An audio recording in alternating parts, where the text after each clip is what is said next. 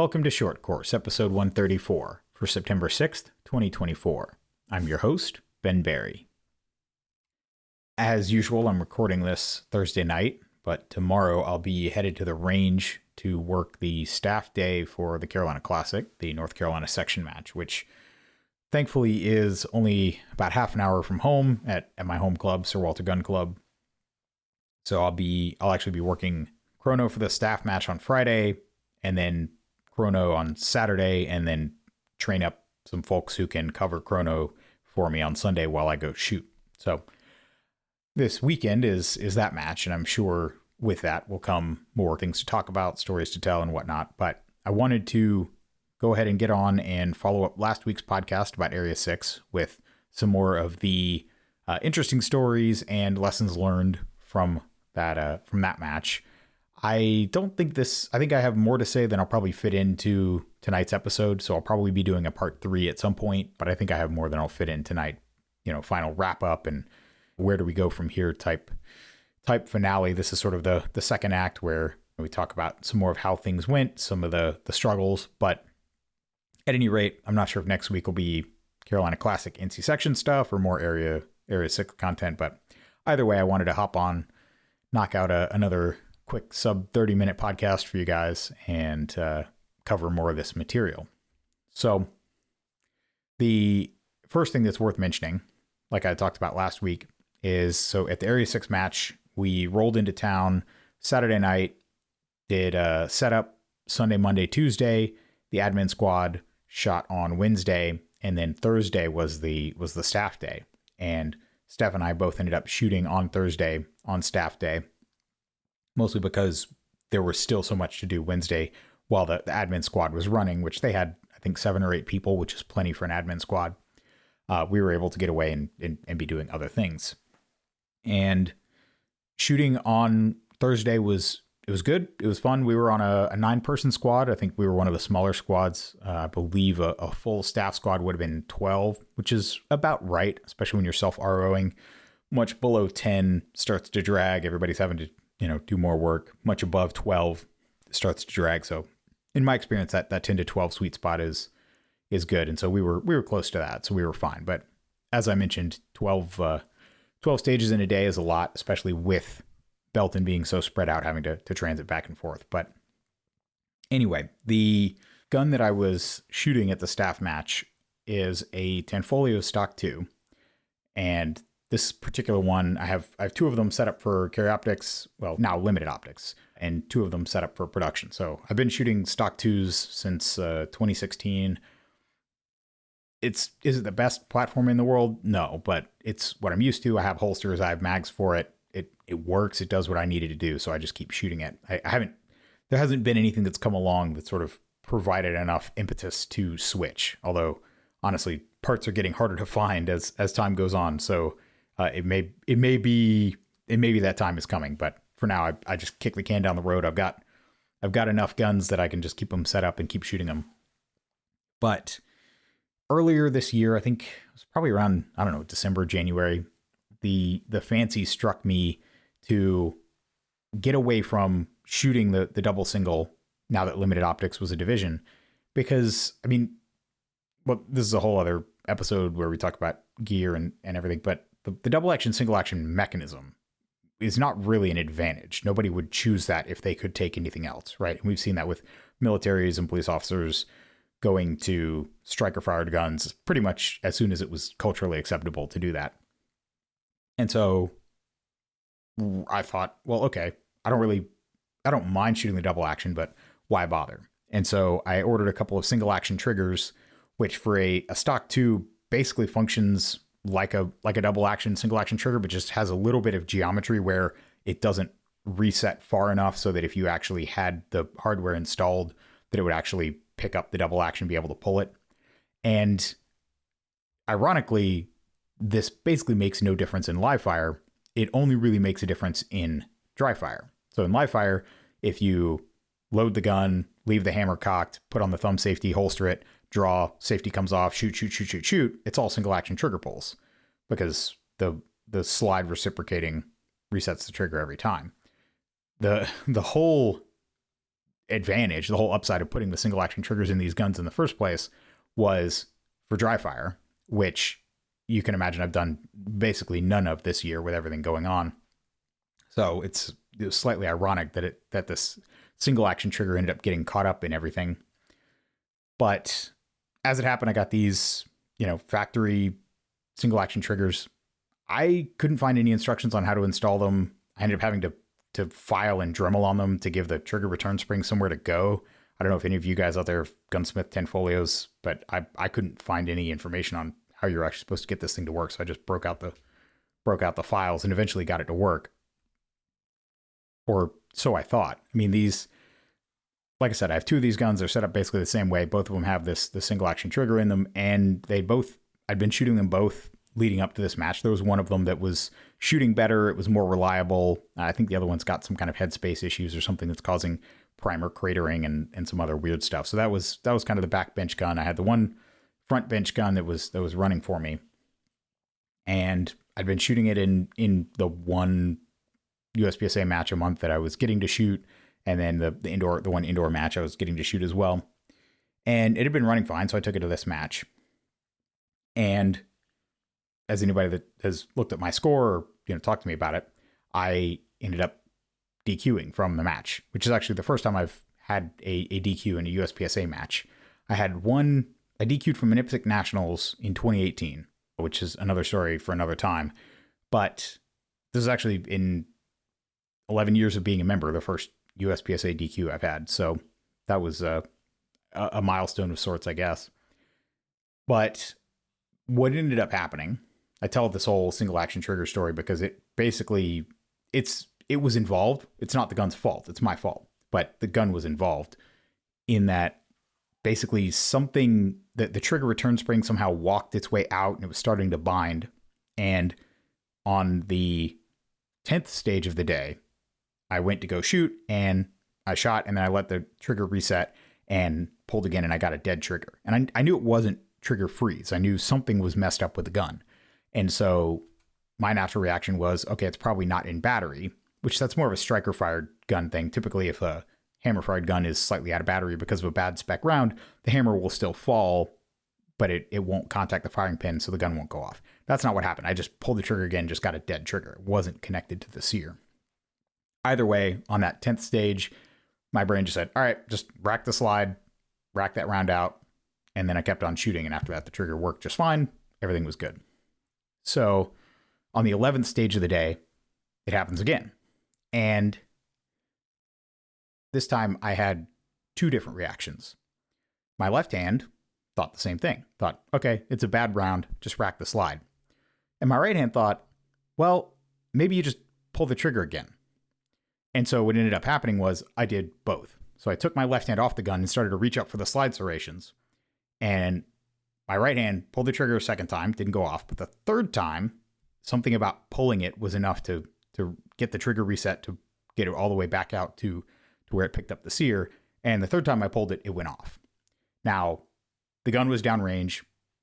It was not over the berm. It wasn't within 10 feet. It was not a genuinely unsafe scenario, but the gun did go off when I wasn't aiming at a target and really meaning to shoot. And at that point I was just like, okay, I'm done for the day. I'm good. I've had my fill. And Aro didn't even have to call stop. I was just like, yep. All right, that's good. Took the mag out, showed clear, called the range master. It ended up being marked down as a shot during remedial action, which, if I were in the mood to fight it, I could say, well, I had my hand hadn't even touched the slide to rack the slide yet. So all I'd done is taken my hand off the gun. So had I really begun remedial action? Obviously, these are the kinds of things you think afterwards. But in the moment, I just thought, yeah, I just set the gun off when I didn't really mean to. I'm just gonna call it here. So took the gun off, took my belt off, ran the timer for the squad for the rest of the day, and that was really it. People who were looking at the results, coming up and asking me about it. Oh, what'd you do to DQ? People thought maybe it was a 180 thing or something. No, it was possibly the least unsafe type of accidental discharge you could possibly have. But yeah, at the end of the day, I set the gun off when I was not really intending to shoot at the target, and that's fine. And the cool thing was I got to shoot 10 of the 12 stages, and that was enough for me to kind of get the flavor of the match. Something that was very interesting to me is making that shift between spending 4 days looking at these stages and trying to think through all the possible stage plans. You know, what if somebody starts here and goes forward first, or goes back first, or goes left first, or right first? Trying to hold all these plans in your head at once. And then when you actually put the gun on and it's time to go shoot, you got to pick one. You got to actually decide which one you like the best. And so I'm glad I shot the match. I'm glad I got to shoot the stages that I did. And again, it was enough to kind of give me the sense that, okay, we achieved the goal that we were looking for in terms of the design of the stages, you know, working with the stage designers, working with the builders. Like the match was what I wanted it to be. It may not have been everybody's cup of tea, but it hit the goal that I was trying to hit. And so in that sense, it was satisfying. But yeah, at the end of the day, you know, it's just one of those things. What are the odds that you'll DQ at your own area match? I don't know, but it was one of those things. I took the gun back to the Airbnb and I played with it, and I could get it to pretty reliably. If I gripped the trigger too far up, I could kind of drag on the trigger, and so it wouldn't fully reset. Took it out when we got home, took it apart, filed on the trigger a little bit more, put in a fresh trigger return spring, made sure it was, you know, not in a spot where it would get wedged. And I shot it at the indoor match last night, so it's got 60, 70 rounds through it. And so far it seems reliable. So we'll see. I'll be shooting it at the Carolina Classic this weekend. But yeah, lesson learned that if the trigger goes dead, either try and pull the trigger again or take your hand off the gun and go rack the slide. But don't do both. It won't end well. And so other than that, I've got a list of lessons learned and some funny stories. And I guess we'll just start at the top of this and see how far we get with tonight's episode.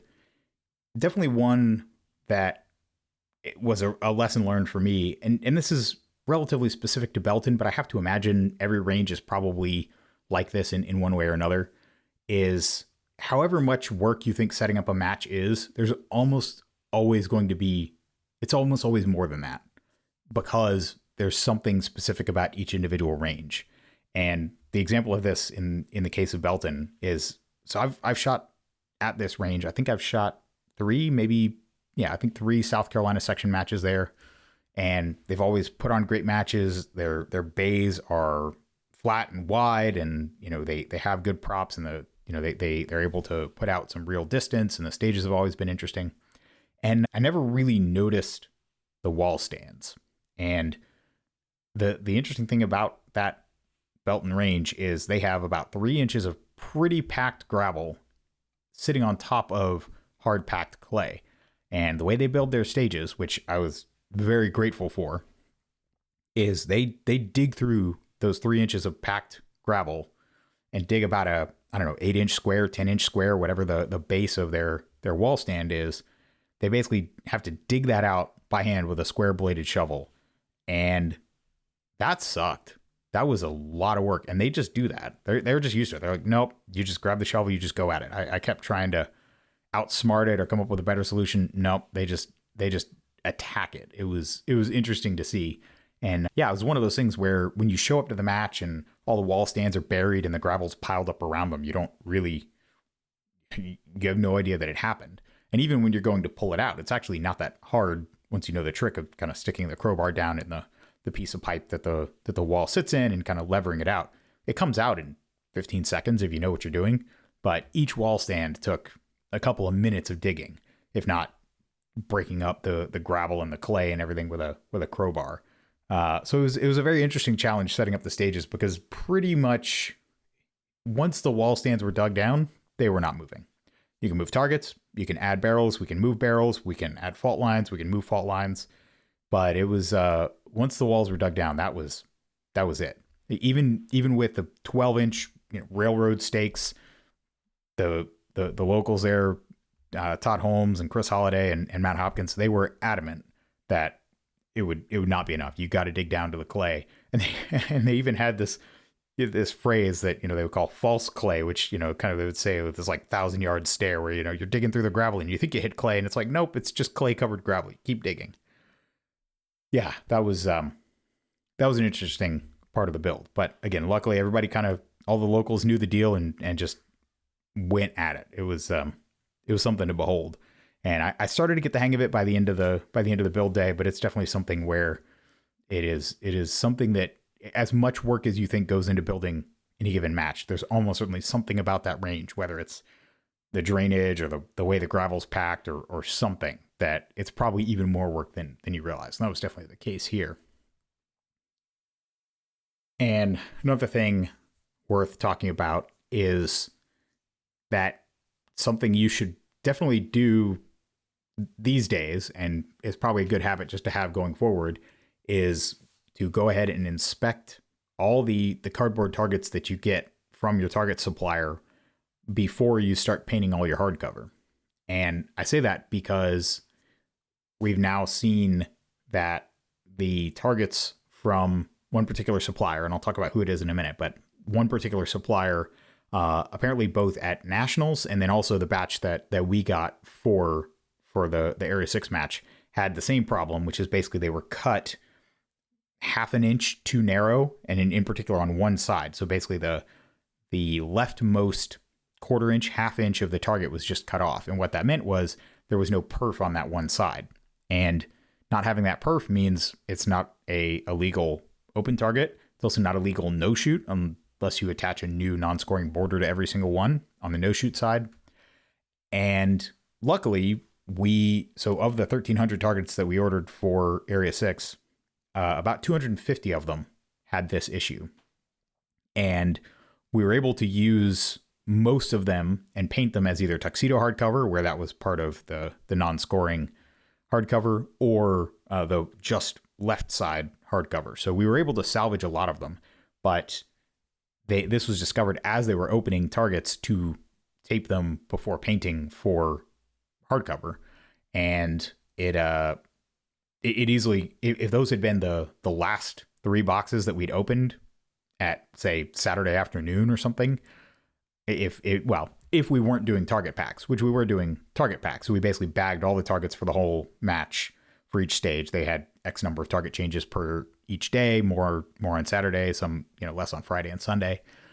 So we had all those bagged, but if we had opened those last targets and we'd already painted all the hardcover using otherwise good targets, we would have been really up a creek. Now, I will say, because it's worth knowing, the vendor in this case was Shooter's Connection.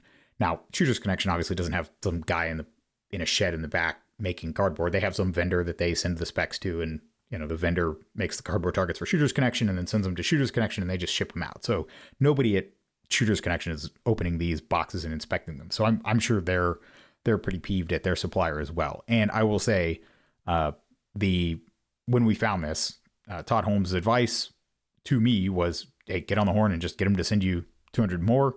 And they did it. No questions asked. They wanted details. They wanted to understand, was it all in one box? Were they scattered all around? And we told them, no, there were 2 whole boxes, and there was one box that was 50-50 good and bad. But they absolutely made it right. They sent us the extra targets and didn't bat an eye at it. So definitely kudos to Shooter's Connection for customer service, making things right.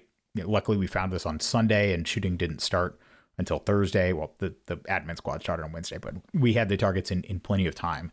So they definitely did right by us, and I wouldn't hesitate to use them again. But it's definitely, just from a match logistics perspective, it just wasn't something that I'd considered. I know there have been issues with pre-painted hardcover coming out inconsistent box to box and all that kind of thing. But the idea of targets that just literally are missing perfs, it was not something that was sort of on my checklist, on my radar. And so definitely, if you are involved with a major match, when you get those boxes of targets from your supplier, just go ahead and crack them open and just kind of flip through each box and just make sure everything looks the way you expect. Top, bottom, left, right. We actually ended up discovering later on, there were, again, out of the 1,300 targets we'd ordered, there were 3 that looked like they maybe got caught in the machine weird and had the top perf sliced off. But again, once we were looking at each target and we're telling everyone, as you're stapling up targets at target change, just make sure everything, top, bottom, left, and right, all the perfs are exactly where they should be. it wasn't an issue. No shooter shot a target that wasn't fully in compliance with the specs and everything. But it was just one of those things where no process is perfect, and the process of making cardboard targets, it's not 100%. So look through your targets, but especially if and for the time being in the next 6 months or so, until Shooters Connection can work out whatever's going on with their supplier, just check your targets, and if you get a bad batch, just let them know, and they'll send you out some new ones and take care of you.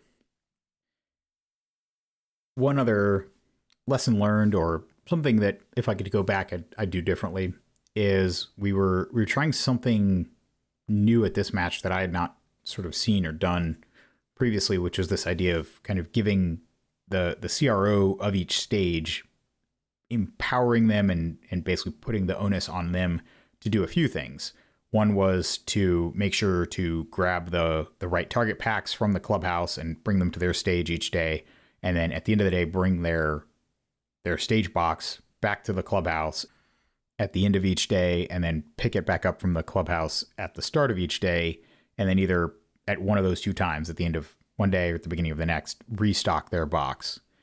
And I think it was an interesting idea, but one thing that I definitely noticed was it led to a lot of, either particularly with restocking the boxes, it led to a lot of kind of hoarding, really, for lack of a better term, is, well, okay, here's a whole box full of pasters. I only think I need so much, but let me just grab some extra. Oh, hey, here's an extra can of white paint. Let me just grab that. And so, what it ended up being is, rather than each stage kind of using the supplies they had, and when they needed more, calling the quartermaster, or when they started to get low, right, call the quartermaster, get more, whatever it is, we ended up going kind of too far in the other direction, which is totally rational. As a CRO, you want to make sure you have as much as you need. And in the grand scheme of things, it wouldn't be the worst. I think the flip side is, if I knew this was going to happen, I would have just bought 4 cans of white paint for every stage, and plenty of extra pasters so everybody could have lots of extra, which in the grand scheme of things would not have been a huge thing. I was just kind of looking at the math of, all right, everybody, this will probably be enough to last each stage through the weekend. And so I think in retrospect, just sort of having the old traditional quartermaster system where, hey, when you need something, when you're getting low on something, just call and we'll come give you some more. But otherwise, the way that we did it, anecdotally, in this one case, I noticed we ended up with a lot of kind of half-used rolls of pasters, half-used cans of paint, which this is pretty small potatoes, because all that stuff will stay at Belton. They'll use it. All those cans of paint will eventually get used. It's not like they got tossed in the trash or anything, but it was just one of those things where, when you're planning the match and you have this idea of, oh, people will come in and they'll only take the bare minimum that they need. Well, in a lot of cases, someone's thinking, okay, we're going to, Saturday, we're going to have a lot of squads coming through. Let me just grab an extra this and extra that. And before you know it, you're out of extras. And so it was, again, it's a pretty small lesson learned, but it was definitely something that I think I would look at doing differently at future matches. And then kind of the last thing on my list for today, where, if I could go back in time, send myself an email, write myself a letter and say, hey, go do this instead. The thing that I would do is I would go to Home Depot or Lowe's and I would just buy a rake for every stage. And it sounds kind of weird, but one of the themes that did emerge from this match, which, in retrospect, I'm not sure why it was more of an issue at this match than, say, previous South Carolina section matches, but it was, for whatever reason, was basically that just the nature of the gravel there at Belton, especially over longer days and whatnot, is it would start to pile up, and near some of the fault lines, it would be some of the foot fault calls got pretty ambiguous. And both from some of the shooters and some of the staff, one of the requests that we got, or one of the questions was, hey, do you guys have rakes? And you don't tend to think of that as being a stage supply or a match maintenance tool. I mean, Belton, I will give them credit. They had all the tools. They had the hammer drills. I think they had 4 of them with the Shooting Sports Innovations hammer drill bit for driving the stakes, which made life super easy. They had crowbars, shovels, hammers. I mean, they had all the power tools, all the manual tools. But I think the whole weekend I saw 1 rake, which you don't you don't tend to think of a rake as really, like I said, being a USPSA match tool, but something like that, a shovel probably would have done, or a rake, or just pretty much anything that makes it a regular endeavor to just sort of smooth out the gravel, maintain the fault lines, and then obviously, emphasize to the folks on each stage the importance of that. So it's one of those things where no match ever goes perfectly. There are always these lessons learned, but if that's the biggest one that I've got, I'm very happy with how the match went. But if I were to do it over again, I'd roll up with a dozen rakes, one for each stage. And the last bullet I'll hit tonight is, I don't even know if there's really a lesson learned here. It's just really more of a head scratcher, because even in retrospect, I don't really know what we would do differently. But I guess maybe be very, very clear with your parking.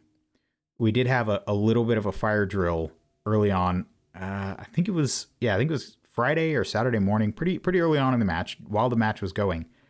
We had somebody park basically halfway in the single track road that was the only way in and out of half of the range. And as a car, you could get around it. You definitely couldn't fit a golf cart and a car and this guy's car parked. And I wish I had a picture of it, because it's so funny, because, there were trees, and then there was a barrel that said no parking with an arrow pointing one way. And this guy basically had managed to parallel park in between a tree and that barrel. So technically he was outside the zone marked as no parking by this barrel with an arrow on it, but it's sort of pretty self-evidently not a place you would want to park your car if you cared about it. But yeah, he parked his car and then disappeared. And it took us, once this was identified, I think it took us probably 45 minutes, maybe an hour to track this guy down. And I'm not even sure that we ever really figured out what his story was. The critical tip actually came from one of the shuttle drivers who had, as he was driving back and forth, ferrying people around the range, he had previously seen the same car. It was like a silver SUV, some particular model that escapes me now. But he'd seen that SUV parked elsewhere on the range, and he'd seen a guy in some kind of vest walking around with a camera taking pictures. And so once he kind of tipped us off to that he thought that was this guy's car and he was moving to different parts of the range, we were able to kind of know who to look for and stop asking shooters and people walking. Because literally we were just going bay to bay. Hey, is this anyone's car? We called on the radio. Hey, is this anyone's car? And we were about 5 minutes away from just calling a tow truck and just pulling it out of there when we found this guy just walking around. And he didn't really say why he was there. Maybe he was a club member. I'm not really sure, but he wasn't a competitor. He wasn't staff. He wasn't shooting that day, and he wasn't shooting anytime during the weekend. But I guess he just thought it would be cool to show up, and was aware that this match was happening and wanted to take some pictures of the guys shooting. But yeah, once we kind of made it very clear that he needed to move his car right now, he got in his car and drove away, and we didn't see him again. So I guess it kind of worked out. But yeah, I guess really the only thing I would do differently, the only real lesson learned, is know the tow company that you would call who can get there the quickest if you do have somebody who just completely mucks up your traffic pattern and potentially jeopardizes your whole match flow. Again, didn't have that on my bingo card, but definitely an interesting little fire drill while we were trying to find this guy and put the word out across the whole range. And yeah, if we hadn't, we probably would have just had to at least get the tow truck. I mean, I don't know if they would have towed it all the way to the yard, or just tell them, like, hey, take it 50 feet that way and just drop it. And then, however much you have to pay a tow truck to do that. But it, yeah, that was not even really a lesson learned, more just a funny story there. But I think that'll do it for tonight. So that wraps up this episode of Short Course. If you want to get in touch with me, my email is ben@berryshooting.com. Talk to you next time.